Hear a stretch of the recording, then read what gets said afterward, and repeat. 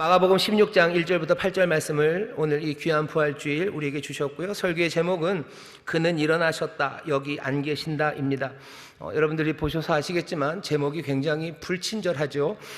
그리고 약간은 좀 빡빡합니다. 그는 일어나셨다, 여기 안 계신다. 조금은 단호하게 얘기를 합니다. 아주 짧아요.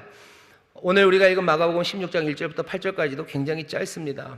부활이라는 그 어마어마한 사건을 우리에게 설명해 줘야 되는데 이야기는 굉장히 짧아요. 책 몇 권을 써도 우리의 마음에 들 만큼 부활을 설명하고 부활을 증명해낼까? 그런데 여기는 그것과 오히려 반대로 갑니다. 굉장히 짧은 말씀을 우리 가운데 주십니다. 마태, 마가, 누가 복음서가 예수님의 부활의 사건을 다 기록하고 있어요. 근데 그 중에서도 마가복음 훨씬 짧습니다. 심지어는 9절 이하 20절까지는 원래 마가복음이라고 쓰여 있는 가장 오래된 사본들에는요 9절부터 20절이 없습니다. 나중에 붙인 게 분명해요. 그건 분명합니다. 여기에 대해서 동의하지 않는 사람은 별로 없어요. 근데 왜 여기다 뒀습니까? 다른 복음서와 뭐죠? 그래도 다 일치하고요. 그리고 그 밑바탕에 깔린 생각은 마가복음 아마 16장 8절 이후가 아마 조금 뭐가 됐든지 손실이 됐다고들 생각하기 때문에 그렇습니다. 이런저런 이야기들이 많지만 오늘은 이렇게만 생각해 주셨으면 좋겠어요. 우리에게 부활을 설명하시면서 1절부터 8절까지의 말씀만을 주셨습니다. 이 뒤의 이야기를 우리가 알아요. 여기 있는 이 세 여인이 그냥 이렇게 두려워하고 도망가면서 혼비백산해서 인생을 마감하는 건 아닙니다. 나중에 마태 또 누가 요한을 보면 이 여인들이 사실은 오랫동안 혼란에 빠져 있지도 않습니다. 금방 그날이 가기 전에, 예를 들면 오늘 주일이 다 가기 전에 이 여인들은 다시 기쁨으로, 그리고 감사로, 그리고 주를 경배함으로, 순종함으로 나아가기 시작해요. 그러니 너무 염려 마셔요. 우린 다른 이야기 압니다. 하지만 오늘은 1절부터 8절까지 이 말씀을 우리에게 주셔서 이 말씀 앞에 서게 하시고 이 말씀 가운데서 부활에 대해서 가르치는 바가 있습니다. 이 말씀에 여러분들 귀를 기울여 주시기 바랍니다.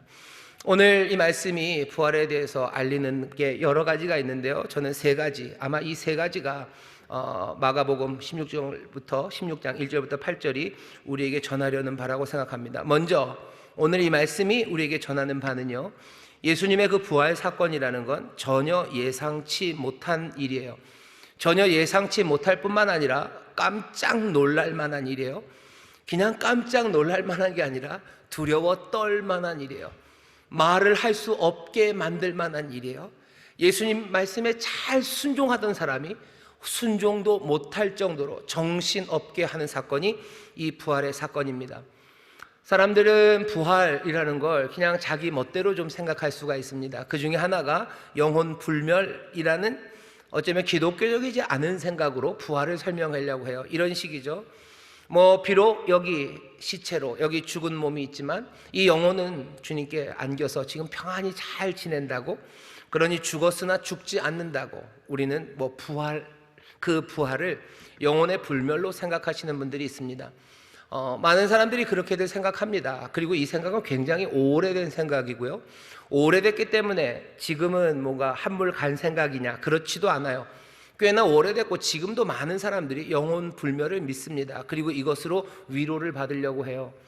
우리 강아지가 죽었지만 심지어는 우리 강아지의 영혼은 좋은데 천국에 가 있을 거라고들 믿는 사람들이 계셔요. 내 아버지가, 그리고 내 형제가 죽었지만 영혼은 지금 주 앞에 있다. 그것으로 위로를 받지요. 오래된 생각입니다. 오래된 생각이고 지금도 그래요. 하지만 여러분들에게 알려드립니다. 우리가 부활을 말할 때는 영혼 불멸에 관한 이야기를 하는 것은 아닙니다. 여기 나와 있는 이 세 여인이 그 무덤에 가서 걱정하지 마시라고, 예수님 다 아버지 품에 잘 안겨서 평안히 계시다고, 그 말 들었으면 아마 이 여자분들은 그러냐고, 고맙다고 그러고 갔을 거예요. 그런데 여기 부활의 이야기를 듣고 나서요, 이 여인들은 마음이 따뜻해지고 위로받아서 떠난 거 아닙니다. 깜짝 놀라서 떠나요. 우리가 듣게 되고 그리고 우리에게 전해지는 부활, 예수님의 부활의 이야기는 우리가 어쩌면 전혀 예상하지 못했던 것, 사람들을 깜짝 놀라서 두려움에 빠뜨릴 만한 무언가에 관한 이야기지 우리의 마음을 따뜻하게 하는 이야기는 아닙니다. 이 여인들은 굉장히 지금 놀라고 있어요. 왜 이렇게 놀라는지 보시죠. 안식일이 지났습니다. 막달라 마리아, 야고보의 어머니 마리아, 또 살로메가 가서 예수께 바르기 위하여 향품을 사다 두었다가 안식 후 첫날 매우 일찍이 해 돋은 때에 그 무렵 무덤으로 가며 서로 말하되 누가 우리를 위하여 무덤 문에서 돌을 굴려주리오 하더니 눈을 들어본즉 돌이 벌써 굴려졌으니 그 돌이 심히 크더라. 여기 세 여자가 나옵니다. 막달라 마리아요. 사람들은 막달라 마리아가 무슨 몸을 파는 여인이라고들 아시는데 그런 얘기는 성경에 없습니다. 그냥 모함이에요. 막달라 마리아는 몸 파는 여자였다는 얘기는 성경에 없어요. 그 대신 그 얘기는 있어요. 주께 사랑을 많이 입은 여자예요. 왜? 이 여자의 삶이 굉장히 고단했던 삶이기 때문입니다. 곤고한 여자예요. 뭐 때문에 힘들어지는지는 모르겠어요. 병 때문에 그랬는지, 집안이 뭐 풍비박산이 났었는지, 아니면 뭐 여러 가지 이유가 있겠죠. 무슨 이유였었는지 이 여인 막달라 마리아는요 삶을 매우 힘들게 살았습니다. 귀신 들렸었는지 아니면 뭔 일인지, 그러나 그 힘든 삶을 살다가 예수님에 의해서 건진받았어요. 그래서 누구보다도 예수님을 사랑하고 또 예수님에게 감사와 고마움이 있는 여인입니다. 이렇게 많이 고마워하면요 또 어쩌면 많이 슬퍼합니다. 많이 고마워하면 그리고 따라가는 그 길이 깁니다. 12제자들이 있었지만 12제자들은 겟세마네 그쪽에서 다 도망갔어요. 다 갔더라. 지난 새벽에 말씀드렸죠. 마가는 그냥 제자라고 부르기도 싫은 거예요. 그러니까 곁에 서 있던 자 중에 하나가 뭐 칼을 뽑아 얘기해요. 그냥 혼이불을 입고 있던 청년 하나가 그렇게만 얘기할 뿐이에요. 그냥 도망간 사람 얘기하려고 한 번 쓸 뿐입니다. 제자들은 다 도망갔다라고 한때 그때 한 번 써요. 제자들은 다 갔지만 여기 막달라 마리아는 남습니다. 어디까지? 십자가까지 가요. 누군가 사랑하는 사람이 죽어가는 걸 본다는 건 이거 만만치 않은 일이에요. 이게 무슨 일인지 모르고 간 거 아니에요? 가봤더니 이렇게 끔찍할 줄이야. 막달라 그런 여자 아닙니다. 여기 당시에 있는 사람들은 십자가에서 죽어가는 게 뭔지 다 압니다. 몽땅 다 압니다. 게다가 뭐 야고보의 어머니, 뭐 살로메 이런 여인들, 갈릴리 지역에 살고 있는 여인들이면 더더군다나 그래요. 자기와 그래도 한 2다리 건너서 누구는 십자가에 다 달려본 경험이 있는 사람들이에요. 거기에서 외롭게 죽어가는 게 뭔 줄 알아요. 거기서 괴로움이 뭔 줄 알아요. 사람들을 외면하고 피해가겠지만 그 앞까지 가는 사람들이 있습니다. 여기 이 세 여인은요 예수님의 십자가 그 앞까지 간 여자들이에요. 예수님이 죽어서 그 십자가에서 내려오는 거 그거 본 여자들이에요. 가서 달려가서 뭘 하고 싶지만 그럴 수는 없어요. 왜? 그 사형수 만질 수 없어요. 그러면 괜히 문제가 생깁니다. 그러니 가고 싶어도 갈 수 없는 연약하지만 사랑만 많은, 힘은 없지만 그래도 끝까지 주를 따라다니려는 그런 여자들입니다. 아리마대 요셉이 내리죠. 아리마대 요셉이 내려서 그래서 그 시체를 굴에다 넣습니다. 그리고 돌문으로 막아요. 46절 15절에 보면 15장 46절에 보면 요셉이 세마포를 사고 예수를 내려다가 이것으로 싸서 바위 속에 판 무덤에 넣어두고 돌을 굴려 무덤 문에 놓음에 때에 막달라 마리아와 요셉 어머니 마리아가 예수 둔 곳을 보더라. 이거 굉장히 슬픈 눈입니다. 그죠? 내가 어떻게 할 수는 없어요. 아리마대 요셉쯤 되니까 그 정도 공회원이라는 권세가 있으니까 자기의 신분이 확실하니까 그 반역자 아니면 뭐라 그래야 되나요? 그 사상범 내지는 정치범 만질 수 있어요. 다른 사람이 와서 만지면 너도 그 사람이냐라고 말할 텐데 아리마대 요셉은 그 정도의 의심을 받을 만한 상황은 아니죠. 그러니 아리마대 요셉이 합니다. 슬픈 여자들은 예수님의 시신이 그 무덤 그 굴에 들어가고 돌로 그것을 막을 때까지 그것들을 잘 봅니다. 잘 봐요. 그리고 뭐 하는 거예요? 이제 해가 지면 꼼짝 못해요. 안식일이죠. 안식일은 아무것도 못해요. 이날만 지나면.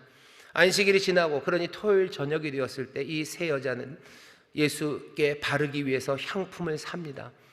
향품을 사요. 왜 좀 미리 사두지? 미리 사두긴 어떻게 사둬요? 목요일날 저녁까지도 잘 식사하셨어요. 제자들과. 예수님만 아셨지 아무도 몰랐어요.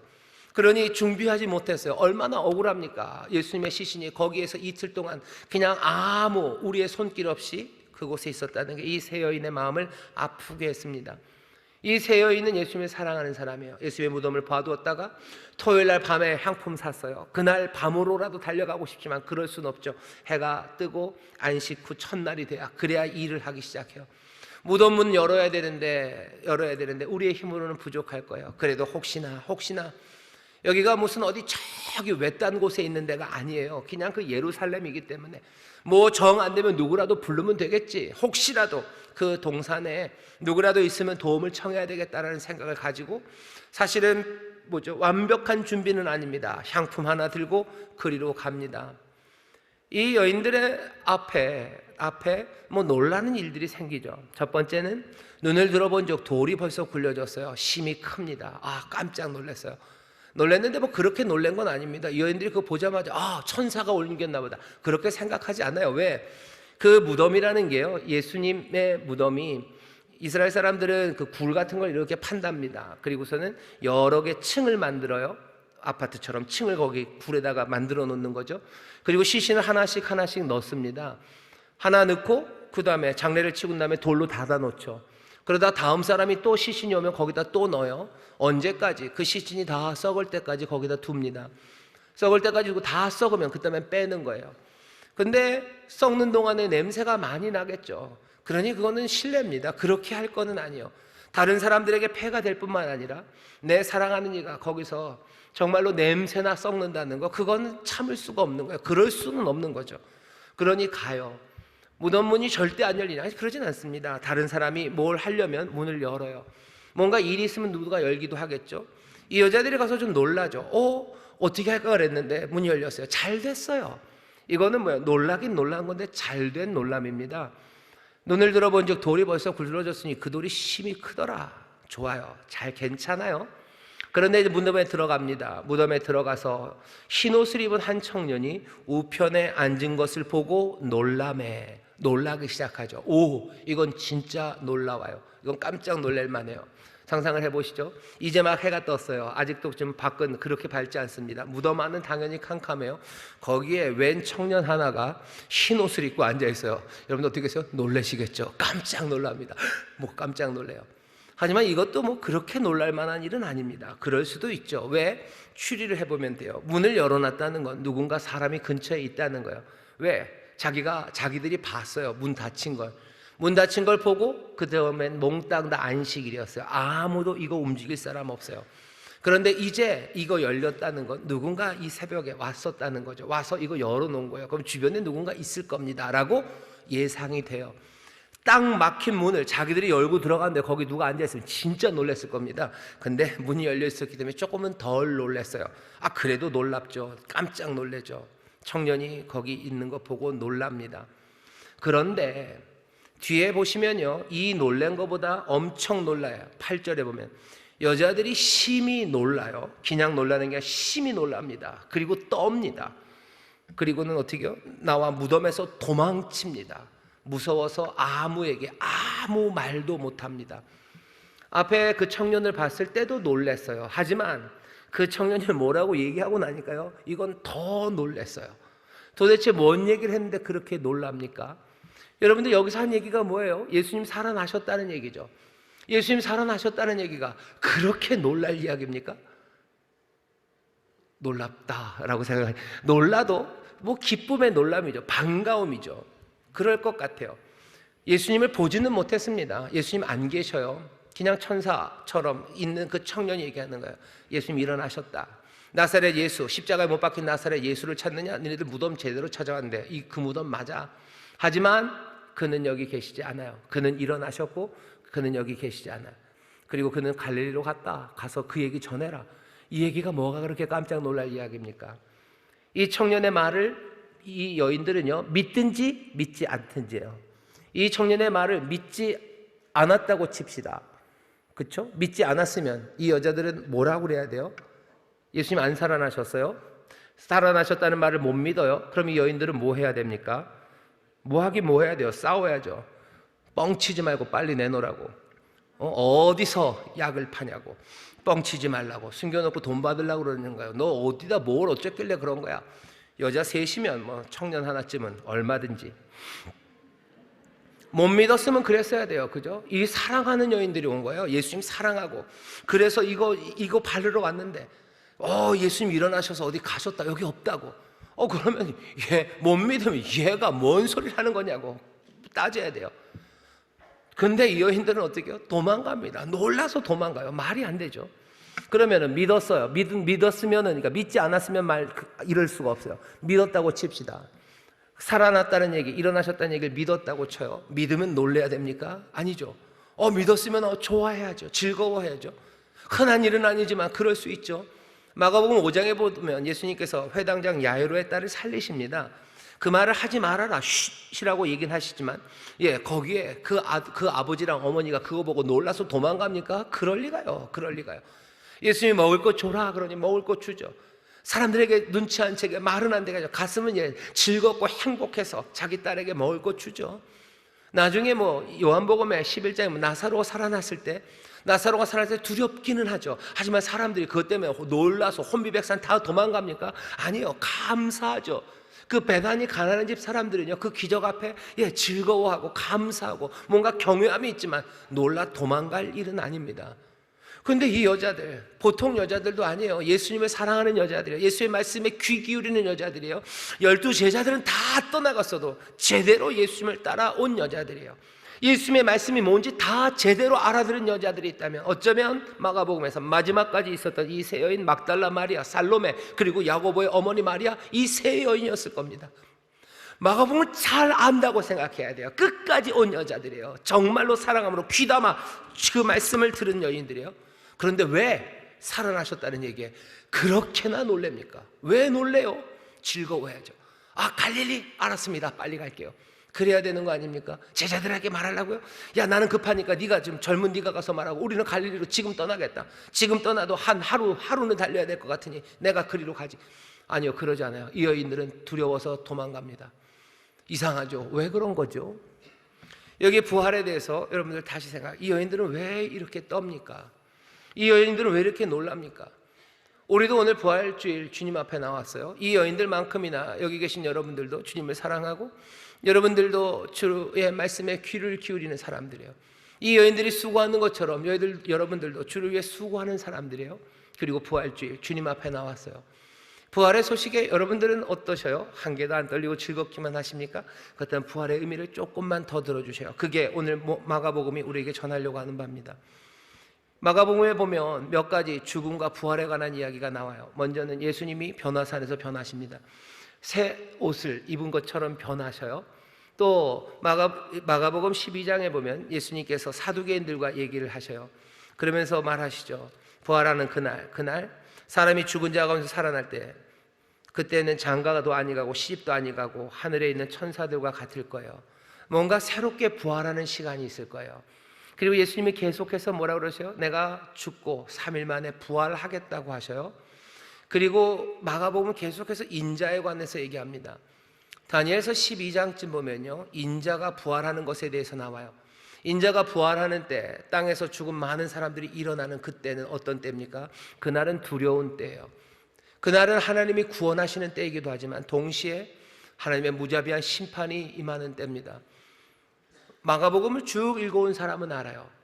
예수님이 그렇게 부활하신다라는 이야기는, 이 의인이 죽었다가 그렇게 핍박 가운데 죽었다가 다시 부활하신다 하는 이야기는 하나님이 정하신 그 때가 왔다는 거예요. 하나님의 불과 유황의 때예요. 하지만 동시에 하나님이 구원하시는 때예요. 이제까지 내가 살아왔던 이 시대와는 전혀 다른 시대, 한 번도 내가 경험해 보지 못한 시대, 어찌 살아야 되는지 어떻게 해야 되는지 모르는 그 시간이 우리 앞에 놓여져 있는 겁니다. 이 사람들은 그래서 떠는 거예요. 그것 말고 설명할 수가 없어요. 예수님이 살아나셨다 왜 떱니까? 아니, 살아나셨다는 얘기를 안 믿으면 왜 떱니까? 싸워야 되는 거죠. 우리가 주님을 사랑합니다. 이제껏 살아가는 방식으로 주께 헌신하고 그렇게 살아요. 하지만 부활의 주님 앞에 설 때는요, 우리가 떨릴 수밖에 없어요. 왜? 이전의 세상이 아니라 지난 금요일 설교 때로 하면요, 오는 세상이 우리에게 왔어요. 다른 세상입니다. 예수님 부활하셨다는 건 다른 세상. 오늘 찬양 때 찬양하셨죠? 세상 권세 멸하시러 주님 이 땅에 오셨어요. 부활하셨어요. 이제까지는 누가 세상의 권세가 다스렸던 세상이에요. 하지만 이제는 아니에요. 예수님 부활하시면서 세상이 바뀝니다. 빌립보서식으로 말하면 어떻게 되는 거죠?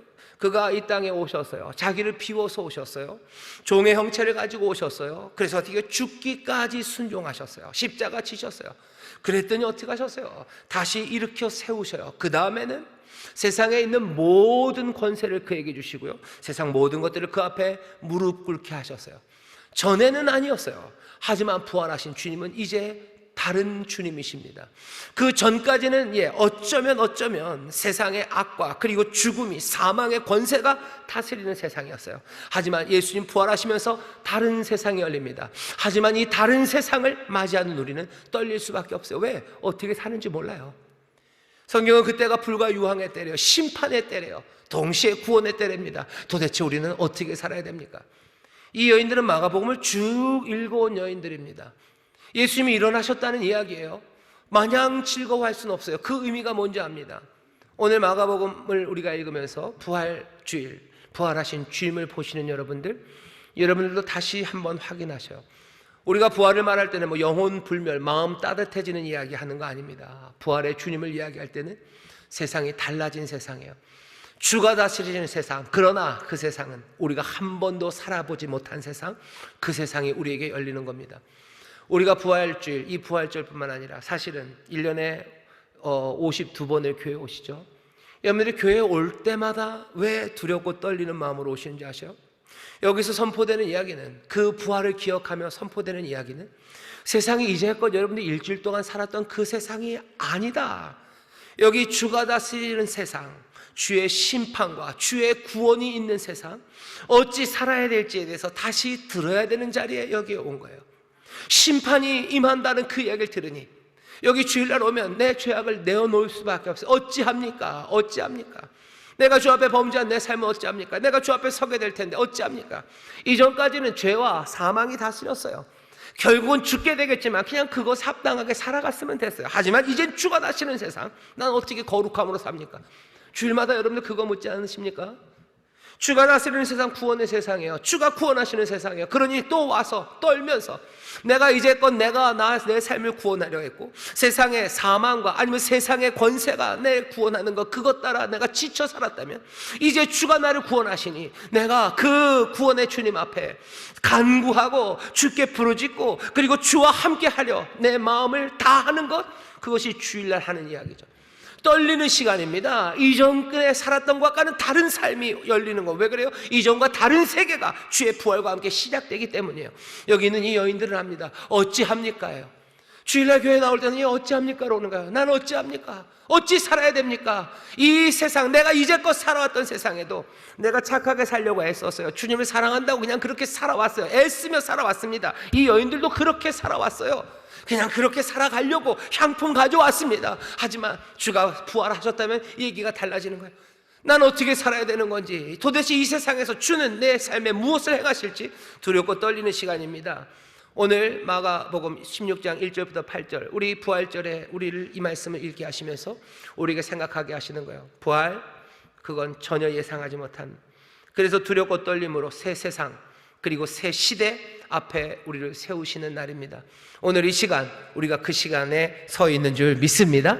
그 시간에 서 있어요. 두 번째, 이 말씀이 가르치려는 바는, 분명히 예수님이 부활하셨어요. 그럼 부활의 증거를 대기를 원할 겁니다. 오늘 이 청년이 그 얘기를 해줍니다. 일어나셨대요. 부활하셨다. 부활하신 증거가 뭡니까? 청년은 아주 칼칼하게 얘기합니다. 여기 안 계시다. 그게 다예요. 여기 안 계시다. 그게 끝입니다. 더 이상 증명하려고 애쓰지 않습니다. 예수님 부활의 증거는 뭐예요? 여기 안 계시다는 게 증거입니다. 사람들은 그게 증거가 됩니까? 라고 물어보는데, 여러분들 무슨 형사 추리극 같은 거 보면 범죄자가 잡히면요, 뭐만 하면 돼요? 그냥 알리바이만 증명하면 돼요. 현장 부재 증명이요. 거기 없다는 것만 보이면 돼요. 그러면은 범인이 누군지, 그건 형사, 니들이 알아서죠. 부활하셨다는 것에 대해서 의심이 있다면 니네들이 그거 찾아보면 돼요. 예수님 뭐만 얘기하시면 나 거기 없다 라고만 얘기하셔요. 교회도 그 이상으로 찾지 않습니다. 왜? 교회는, 성도들은 부활하신 주님을 만났기 때문이에요. 살아계신 주님을 만났는데 그분이 살아계시다는 걸 증명해야 됩니까? 내가 최영호라는 거 한번 민증 까서 보여드렸으면 되지. 왜 말이 이렇게 험하죠? 주민등록증을 내놓으면 되지.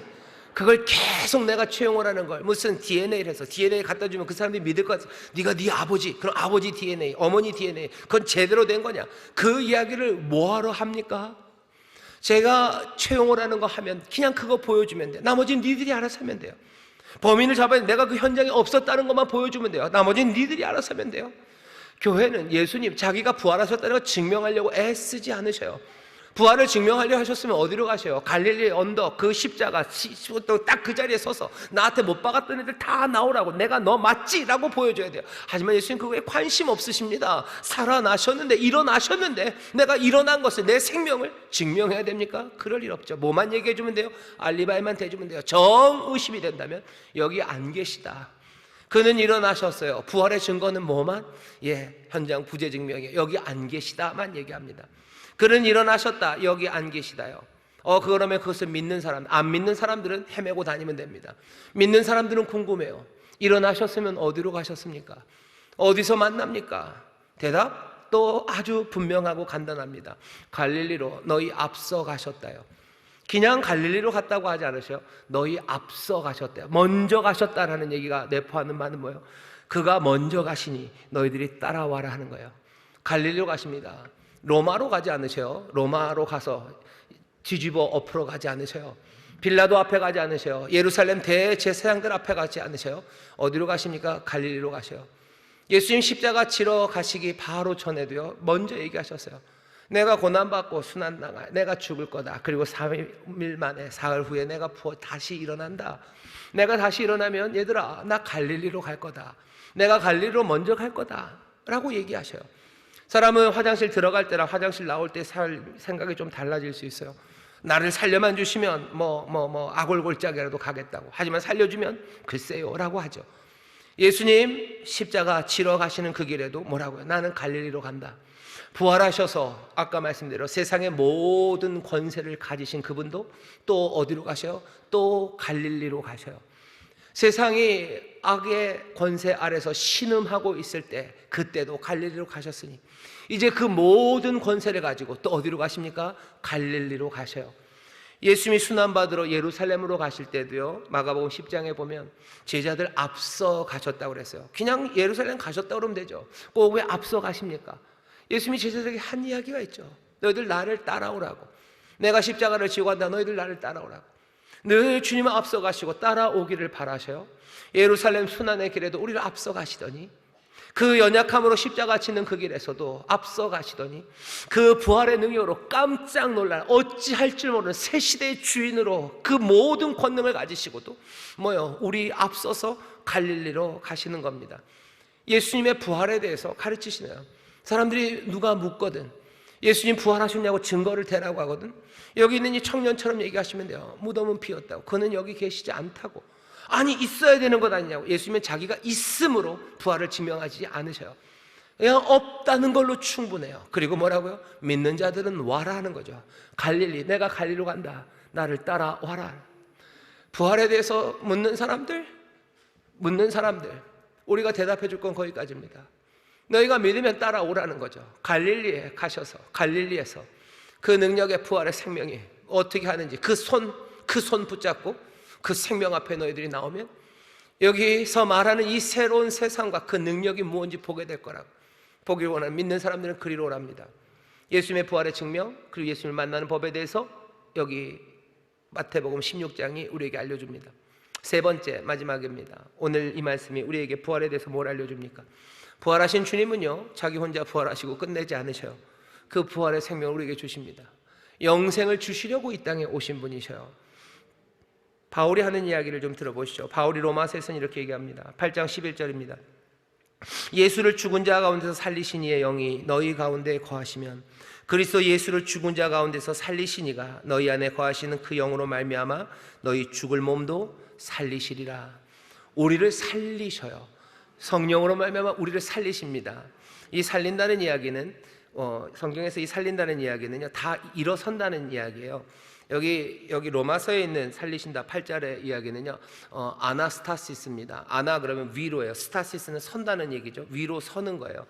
예수님도 사실은 He is risen, 그래서 일어서신 거예요. 다시 일으켜 세워진데 신약 성경은 조금 복음서는요, 예수님이 다시 부활하시는, 보통은 뭐 아나스타시스를 쓰는데요, 예수님의 말씀에만, 예수님 부활하신 데만 조금 다른 의미를 씁니다. 똑같이 얘기하기는 좀 힘들어요. 하지만 예수님도 일어서신 것처럼 우리도 일어설 거예요. 이게 우리에게 주시는 소식입니다. 우리 일어설 거예요. 우리도 부활의 생명을 우리에게 주십니다. 예수님 부활하신 것처럼 우리도 부활하는 줄 믿습니다. 예수님 일어서신 것처럼 우리도 일어서요. 왜? 여기 예수님을 일으켜 세우신 이의 영이 우리에게 임하셔서요, 우리도 일으켜 세우시기 때문입니다. 그 능력이 우리 가운데 역사해요. 우리를 일으켜 세워요. 근데 묻고 싶은 질문이죠. 그러면 우리가 일으켜 세워졌다는 것, 우리가 부활의 생명으로 살아간다는 것, 그건 무엇으로 증명합니까? 예수님의 부활 증명과 똑같아요. 예수님의 부활 증명은 뭐였어요? 여기 안 계시다. 우리도 마찬가지예요. 누가 우리에게 너 부활의 생명으로 사냐라고 물어보거든. 뭐라고 대답해요? 맞다. 증거는 뭐냐? 증명은 나 여기 없다요. 여긴 어디입니까? 무덤입니다. 예수님 무덤에 계시지 않았어요. 무덤 여기 없어요. 무덤은 확실한 곳이에요. 절대 벗어날 수 없는 곳이에요. 절대 벗어날 수 없는 곳, 거기 있는 것이 당연한 곳, 그곳이 무덤입니다. 근데 예수님 거기 안 계셔요. 우리도 무덤에 없습니다. 내가 생각하고 세상에 생각해도 내가 절대 벗어날 수 없다고 생각하는 곳, 나는 당연히 있어야 되는 그곳, 난 그곳에 없습니다. 그게 내 부활의 생명에 대한 증거입니다. 내가 내 삶을 보고 다른 사람이 내 삶을 봐도 나는 뭐에 살아야 돼요? 나는 절망에 갇혀야 돼요. 난 절망에서 나올 수가 없어요. 왜? 내가 여지껏 당했던 실패들과, 그리고 내가 여지껏 애썼지만 이루지 못했던, 무너졌던 것들, 그리고 찍어 누르는 삶의 그 상황이 내 삶을 켜켜이 뒤집어 씌운 무덤처럼 있어요. 누가 봐도 나는 절망할 수밖에 없는 사람이에요. 하지만 내가 부활의 생명을 가졌다는 건 뭐예요? 난 더 이상 절망 안에 없어요. 난 어느샌가 난 날아올라서요, 부활의 그 놀라우신 능력으로 난 절망에서 없습니다. 절망에서 아무리 내 이름을 찾아보고 내 삶을 찾아보려 해도 나는 거기 없어요. 사람들은 내 삶이 분노와 미움으로 살아야 될 거라고 생각해요. 남들에게 욕하고 떠버리고 그냥 욕하고 날카로운 말하고 저주하며 살아야 될 거라고 생각해요. 왜? 내 삶을 알기 때문이에요. 가난하고 어렵게 살아서 남들 믿었다가 내 등쳐먹은 인간들이 하나둘이 아니에요. 내 주변에 있는 사람들은 다 내 등골만 뽑아먹고 살았어요. 그러면서 나를 짓밟고 나를 모욕합니다. 나는 헤어나올 수 없어요. 그러니 남은 건 뭐밖에 없어요? 악다구니밖에 없어요. 저주하고 미워하는 거, 그냥 미움으로 살지 않으면 나는 숨도 못 쉴 것 같은 사람이에요. 밤에 술 먹고 욕하는 거, 그게 내 삶이에요. 아니면 그냥 늘 벽 차고 사는 게 내 삶이에요. 그리고 난 거기서 벗어날 수 없어요. 누구도 나를 위로해 줄 사람 없어요. 무슨 따뜻한 뭐 아들내미라도 하나 있으면, 아주 살가운 딸내미라도 하나 있으면 좋을 텐데 그런 딸내미 없어요. 그런 아들 녀석 없어요. 아들 녀석이래야 그냥 지 살 길 따라가고, 딸내미래야 그냥 오면은 그냥 지 좋을 것만 뺏어갑니다. 내 삶에 뭐만 남아? 아무것도. 그냥 왔다 가면 더 화나는 거야. 그러니까 저주와 미움으로밖에 살 수 없어요. 난 거기에 갇혔다고 모두가 생각해요. 넌 당연히 거기서 절대 나올 수 없어요. 내가 부활의 생명을 가졌다는 건 뭐예요? 하나님의 영이 내 삶에 임했다는 건 뭡니까?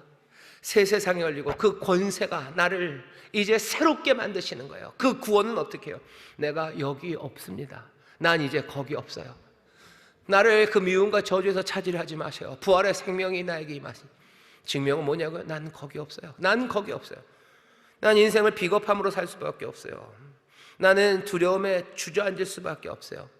세상에 의로운 것에 난 도망갈 수밖에 없어요. 내 아버지가 의롭게 하려다가 그렇게 애쓰고 망하고 슬퍼하고 그렇게 돌아가신 거 내가 알아요. 그러니 난 의롭게 살면 안 돼요. 난 비겁하게 살 거예요. 난 비겁함에서 난 벗어날 수 없어요. 내가 거기가 내 자리예요. 난 욕심으로 살 거예요. 난 이기심으로 살 거예요. 절대로 남들 보지 않고 살 거예요. 내가 그 삶을 살아야 돼요. 왜? 내 삶의 문제만이 아니라 내 주변의 모든 세상이 그려져 버린 거죠. 난 절대 애 못 낳습니다. 왜? 내 친구들을 봤어요. 내 주변에 있는 대통령, 아니면 내 주변에 있는 정치적인 상황, 경제적, 안 돼요. 난 거기서 못 나갑니다. 나는 낙심하며 살 수밖에 없어요. 왜 내가 좋은 이야기 합니까? 나는 침묵으로 살 수밖에 없어요.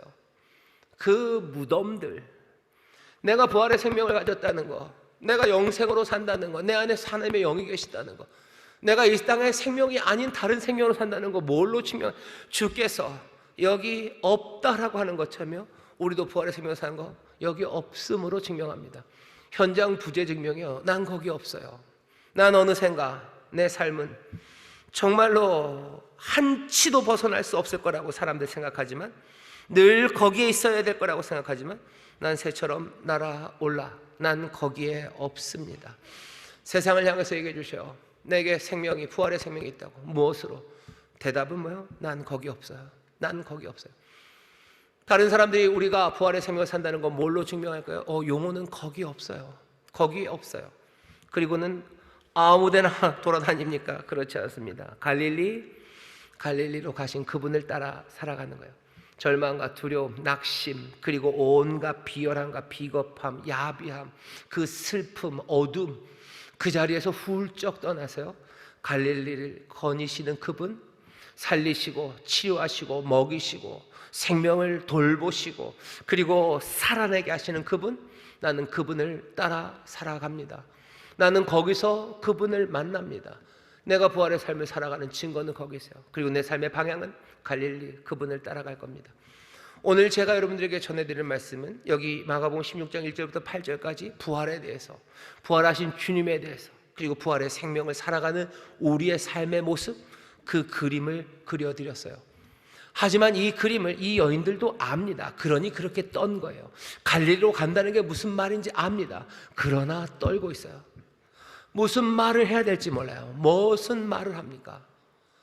저도 마찬가지예요. 저는 여러분들한테 뭐라고 말합니까? 이 말하는 게 쉬운 줄 아십니까? 쉽게 하는데, 아니요, 쉽지 않습니다. 제가 뻥쟁이면 아무 말이나 해요. 하지만 정말로 여기를 떠나서 갈릴리를 가는 삶의 풍성함이 있다는 이야기, 그 이야기는 떨리는 이야기예요. 그리고 사람들을 받아들이기 어려운 이야기입니다. 이 여인들도 그 세상을 그림은 그래요. 하지만 그것을 기쁨으로 영접하고, 그것이 내 삶의 능력이고 소망이라고 붙잡고 경배하고 무릎 꿇고 따라가지 못하는 거죠. 두려움으로 떠나가는 거예요. 뭐라고 할 말이 없는 거예요. 이 말을 내 자녀에게 할 수 있습니까? 내 사랑하는 사람에게 할 수 있어요? 너 예수 믿고 부활의 생명이 있으면 너 거기서 떠나서 너 갈릴리에 그 주님을 따라갈 수 있단다. 이 말하는 게 쉽습니까? 아니요, 쉽지 않습니다. 이 여인들은 아까 말씀드렸어요. 하루가 지나기 전에 제자들도 마찬가지요. 이 모든 이야기를 다 듣고도요, 믿지 못합니다. 마가복음 16장은 믿지 못한대요. 시리에 빠져서 터덜터덜 엠마오 사람들은 걸어갑니다. 요한복음 보면 사람들은 이 말을 다 듣고도 문을 걸어 잠고 두려움에 어쩔 줄을 모릅니다. 어떻게 이 그림이 움직이기 시작합니까? 이 그림을 제가 여러분들에게 그려드릴 수는 있어요. 부활은 이거고 우리의 부활의 생명은 이거예요. 하지만 이것이 애니메이션이죠. 정말로 살아나려면 이건 어떻게 해야 돼요? 그 그림들이 돌아가기 시작해야 되죠. 빛이 비춰야 되죠. 이건 그냥은 안 됩니다. 주님께서 이 일 때 어떻게 하시나 보세요. 마가복음 16장 보면 그 백성, 그 제자들이 믿지 않을 때 예수님 그들이 음식 먹을 때 오십니다. 음식 먹을 때 오신대요. 엠마오로 가는 두 제자들, 누가복음 24장 30절에 보면 음식 잡수실 때 떡을 가지사 축사하시고 떼어 저희에게 주시매 눈이 밝아져 그인 줄 알았답니다. 요한복음 20장 보면 성령님 숨을 내쉬시는 거죠. 문 걸어 잠그고 있는 그들에게 오셔서 숨을 내셔요. 그리고 21장 보면 디베랴 그 바다에서 떡을 가져다 주시기 시작합니다. 믿지 못하고 시리에 빠져 있고, 그래서 어슬렁거리고 문 걸어 잠그고 머뭇거리는 사람들에게 주께서 하시는 일은 두 가지입니다. 그들에게 떡을 먹이셔요. 여기 떡과 잔이 있습니다. 왜 주일마다 떡과 잔 이거 먹습니까? 왜 숨을 내쉬는 성령의 그 은사, 그 성령의 임하심을 우리가 사모합니까? 우리에게 보여주시는 그 길, 그리고 그 삶의 뭐라 그래야 되나요? 그 귀한 약속이 내 삶에서 생생하게 살아나고 내가 그것을 영접해서 그것을 경배하고 기쁨으로 순종하기 위해서는 이 떡과 잔이, 그리고 성령의 능력이 필요합니다. 이건 신비한 시간이에요. 그려놓은 그림을 돌리기 시작하는 시간이에요. 삶의 궤적을 겨냥했던 것에 방아쇠를 당기는 시간이에요. 오늘 이 시간은 그러니 무슨 담임 목사가 설교를 잘한다고 어떻게 되는 건 아니에요. 여러분 저를 위해서 기도해 주십시오. 설교 잘하게 기도해 주셔요. 이 그림 잘 그리게 기도해 주십시오. 하지만 더 중요한 것, 사모해야 되는 것은 이 방아쇠를 당기시는 신비예요. 오늘 이 떡과 잔을 마실 때 성령님 우리 가운데 바람처럼 그리고 생명으로 임하셔서 이 귀한 약속의 그림이 내 삶이 되도록 우리의 마음을 열어 젖히시고 또 그것들을 영접하여 우리의 삶을 바꾸시는 놀라운 기적이 이 부활절 복된 날 우리 가운데 임할 줄 믿습니다. 사모하셔요. 다른 어느 주일보다도 매 주일 그러기를 사모하지만 오늘 이날 더 강력하게 역사하실 줄 믿습니다. 왜? 오늘이 부활절이기 때문입니다. 기도하겠습니다. 하나님 감사합니다. 오늘 이 떡과 잔 그리고 성령의 놀라우신 은혜가 우리와 함께 하심을 믿습니다. 우리에게 말씀을 통하여 이 세상이 변하였으면 주가 세상을 주관하시는 어쩌면 두렵고 떨리는 시간 앞에 서 있음을 우리로 깨닫게 하시니 이제 다시 한번 부활하신 주님의 생명 그 영생으로 우리를 채우사 우리가 무덤에서 나와 갈릴리 가신 주님 따르는 아버지 안에는 그 부활의 생명 이 오는 세대에 합당한 하나님 나라의 백성 예수의 사람답게 살아가게 하여 주시옵소서. 이 믿음 주실 줄 믿습니다. 이 신비로 우리의 삶을 새롭게 움직여 주시옵소서. 성령님 역사하여 주시옵소서. 우리의 마음을 열어 주를 경배하며 기쁨으로 순종할 수 있도록 이 시간 세일을 행하실 줄 믿사오니 주여 놀랍게 충만하게 역사하여 주옵소서. 감사드리며 예수님 이름으로 축복하며 기도하옵나이다. 아멘.